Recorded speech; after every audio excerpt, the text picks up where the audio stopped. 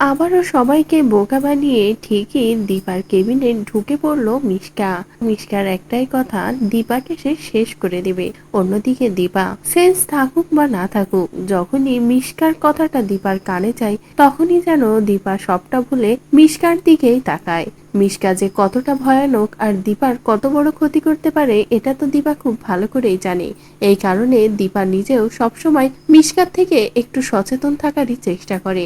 আর আজ যখন দীপার এই অবস্থার মধ্যেও মিশকা এসে দীপাকে বলল যে সে দীপাকে শেষ করে দেবে, তখনই দীপাও আর শান্ত থাকলো না। দীপার সেন্সটো ফিরল, এমনকি দীপা মিশকার গলাটাই টিপে ধরে। এদিকে মিশকা তো ফেসে যায় সকলের সামনে। ঝাঁটার চেষ্টা করেও মিশকা নিজের গলা থেকে দীপার হাতটা সরাতেই পারে না। মিশকা ভেবে পায় না কি করবে। মিশকা শুধু এটাই ভাবতে থাকে, এখন যদি কোনোভাবে সূর্য দেখে ফেলে তাহলে কি হবে, সবটা তো শেষ হয়ে যাবে, আমি তো ধরা পড়ে যাব।